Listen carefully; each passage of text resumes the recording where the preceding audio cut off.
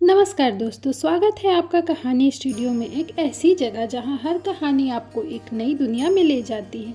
यहां आपको मिलेगी दिल को छू लेने वाली इमोशनल स्टोरीज, रहस्यमय किस्से और प्रेरणादायक घटनाएं। एक ऐसी कहानियां जो आपके दिल और दिमाग पर छाप छोड़ जाएंगी। तो चलिए शुरू करते हैं आज की कहानी। क्या कोई स्त्री सिर्फ अपने प्रेम, विश्वास और बुद्धिमानी से मृत्यु को भी हरा सकती है? क्या सच में एक पत्नी ने यमराज को रोककर अपने पति को वापस जीवन दान दिलाया था?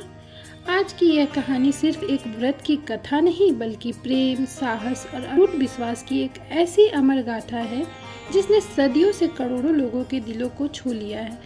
तो आइए चलते हैं उस पौराणिक समय में जहां एक स्त्री ने साबित कर दिया था कि सच्चा प्रेम कभी हार नहीं मानता। यह है वट सावित्री व्रत की कथा। सुबह का सुहाना समय था। गांव के बीचों बीच खड़ा विशाल बरगद का पेड़ फूल, दीपक और रंगोली से सजा हुआ था। सभी सुहागिन महिलाएं रंग बिरंगी साड़ियों में पूजा की थाली लेकर वहां इकट्ठा हो रही थी। कोई वट वृक्ष पर पवित्र धागा बांध रहा था तो कोई दीपक जला रहा था। चारों ओर भक्ति, श्रद्धा और मंगल की गीत की मधुर ध्वनि गूंज रही थी। उसी बरगद के नीचे एक वृद्ध स्त्री आसन लगाकर बैठी थी। उसके चेहरे पर अनुभव की शांति और आंखों में भक्ति की चमक थी। महिलाएं आदर से उनके चारों ओर बैठ गई। वृद्ध स्त्री मुस्कुराई और बोली, बेटियों, आज मैं तुम्हें उस महान पवित्र नारी की कथा सुनाऊंगी जिसने अपने प्रेम, बुद्धि और अटल विश्वास से स्वयं मृत्यु के देवता को भी झुका दिया था। बहुत समय पहले मध्य देश में अश्वपति नाम के एक धर्मात्मा राजा रहते थे। उनके पास धन, वैभव और विशाल राज्य सब कुछ था, लेकिन संतान न होने के कारण उनका जीवन अधूरा था। राजा अश्वपति वर्षों तक माता सावित्री की कठोर तपस्या करने लगे। दिन रात उन्होंने देवी की आराधना की। उनकी भक्ति से देवी प्रसन्न होकर प्रकट हुई और बोली, राजन, तुम्हारे घर एक तेजस्विनी कन्या जन्म लेगी। कुछ समय बाद राजमहल में एक सुंदर कन्या का जन्म हुआ। उसका नाम रखा गया सावित्री। पूरा राज्य खुशियों से झूम उठा गया और सावित्री बड़ी होकर अत्यंत सुंदर, बुद्धिमान और तेजस्वी बनी। जब विवाह का समय आया तो सावित्री स्वयं अपने योग्य वर की तलाश में निकल पड़ी। एक दिन घने वन में उसने एक युवक को देखा।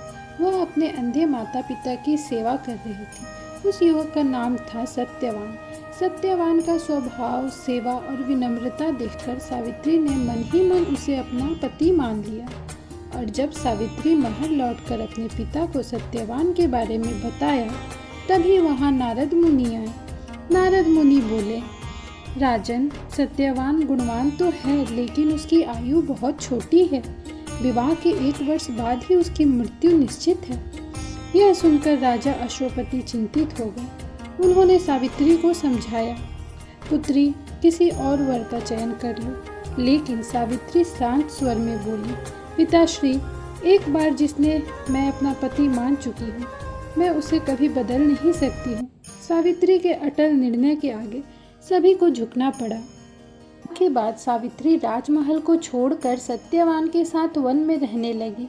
वह अपने अंधे सास ससुर की सेवा करती, घर का काम करती और हमेशा सत्यवान के साथ रहती। लेकिन नारद मुनि की भविष्यवाणी वो हर समय याद रखती थी। धीरे धीरे वह दिन भी पास आने लगा जिस दिन सत्यवान की मृत्यु निश्चित थी। उस दिन सावित्री ने वट सावित्री का व्रत रखा था। सुबह पूजा करने के बाद वह सत्यवान के साथ जंगल चली गई। वन में लकड़ी काटते समय अचानक सत्यवान को चक्कर आने लगा। वह कमजोर होकर विशाल बरगद के पेड़ के नीचे बैठ गया। सावित्री घबराकर उसे अपनी गोद में ले बैठी। कुछ ही क्षणों बाद सत्यवान ने अंतिम सांस ली। सारा जंगल जैसे शांत हो गया। तभी अचानक वहां दिव्य प्रकाश प्रकट हुआ। यमराज स्वयं सत्यवान को आत्मा लेने आए थे। सावित्री की आंखों में आंसू थे, लेकिन उसके चेहरे पर डर नहीं था। सत्यवान की आत्मा को लेकर आगे बढ़ने लगे, लेकिन सावित्री भी उनके पीछे पीछे चल पड़ी।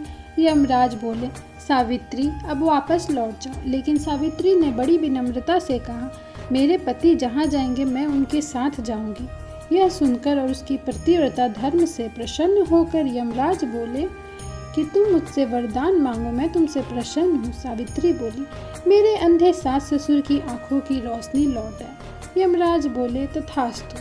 लेकिन सावित्री फिर भी उनके पीछे चलती रही। यमराज ने कहा, दूसरा वरदान मांगो। सावित्री बोली, मेरे पिता को 100 पुत्र प्राप्त हो। यमराज ने यह वरदान भी दे दिया। सावित्री की बुद्धिमानी अब यमराज ने तीसरा वरदान देने को भी तैयार हो गए। सावित्री मुस्कुराकर बोली, मुझे सत्यवान से 100 पुत्र प्राप्त हो। यमराज यह सुनकर अचानक रुक गए और उन्हें समझ आ गया कि बिना सत्यवान को जीवित किए यह वरदान पूरा नहीं हो सकता है। सावित्री की बुद्धिमानी, प्रेम और अटल विश्वास देखकर यमराज प्रसन्न हो गए। उन्होंने सत्यवान को पुनः जीवन दान दे दिया और अमर प्रेम। कुछ ही क्षणों के बाद सत्यवान फिर से जीवित हो उठा।